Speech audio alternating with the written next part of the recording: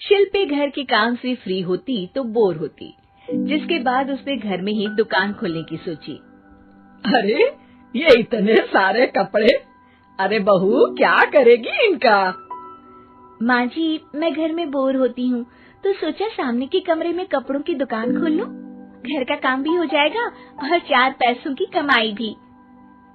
अरे वाह वाह, ये तो बहुत ही अच्छी बात है। मैं भी तेरी मदद कर दिया करूंगी। वाह माँ जी, तब तो मजा आ जाएगा। अब हम दोनों मिलकर खूब पैसे कमाया करेंगे। अब क्या था, सास बहू का काम चल पड़ा। एक दिन, अरे राकेश की माँ, सुनती हो? कहाँ चली गई? भूख के मारे पेट में चूहे कूद रहे हैं। अरे नंदिनी, कहाँ हो? भूख लग रही है। पापा कहाँ है माँ? पता नहीं बेटा, भूख लग रही है। आज तो किसी ने चाय भी नहीं पूछी। तभी सास बहू घर के अंदर ढेर सारे सामान के साथ आती हैं और वो भी हंसती हुई। अरे वाह बहू, ये तो बड़ी अच्छी मार्केट दिखाई तूने। बड़ा ही सस्ता सामान था। हाँ माँ जी, और ये सामान हम डबल पैसों में बेचेंगे, मजा आ जाएगा। अरे बहू, भूख लग रही है, कुछ खाने को दे दे। माँ क्या बात है, आज किसी ने पापा को चाय भी नहीं दी? अरे बेटा, अब 40 साल में तेरे पापा ने क्या चाय बनाना भी नहीं सीखा? अरे बेटा रहने दे अब इस बहस को। तुम लोगों ने वैसे बनाया क्या है? बहू परेशान हो जाती है और सास को अकेले में लेकर जाती है। माँ जी, आज तो हम लोगों ने खाना ही नहीं बनाया। अरे बेटा, बाहर के छोले भटूरों से पेट इतना भर गया कि याद ही नहीं रहा कि घर में ये लोग भी हैं खाना खाने के लिए। अब क्या किया जाए? तभी घर में एक महिला आती है। जी, वो सुना है आप लोगों के यहाँ साड़ी बिकती है, जरा दिखाएंगे क्या?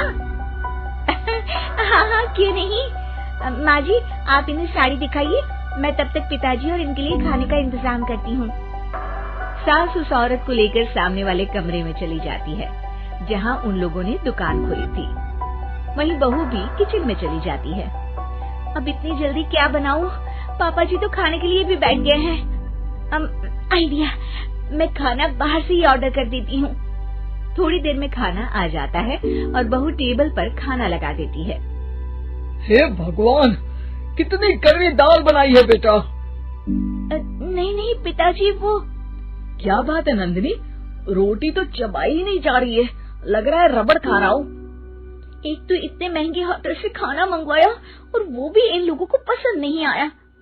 तभी सास नोट गिनती हुई बाहर आती है। वाह माँ जी, बड़ी कमाई हुई लगती है। हाँ, मैंने वो 2000 वाली साड़ी 3000 में बेच दी। अरे वाह माँ जी। दोनों सास बहू बहुत खुश हो जाती हैं। मेरे पेट में ना बेटा जोर का दर्द हो रहा है। अरे माँ, क्या हुआ? पेट में दर्द? बाहर का कुछ खाया था क्या? मैदा तो नहीं खा लिया? मैंने छोले भटूरे खाए थे। माँ क्यों खाए? आपको तो पता है कि आपको मैदा सूट नहीं करता। चलिए माँ को डॉक्टर के पास ले जाते हैं।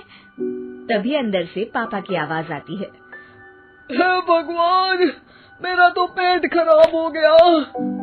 सब पिताजी के पास जाते हैं। पिताजी, आपको क्या हुआ? खाना बासी था शायद।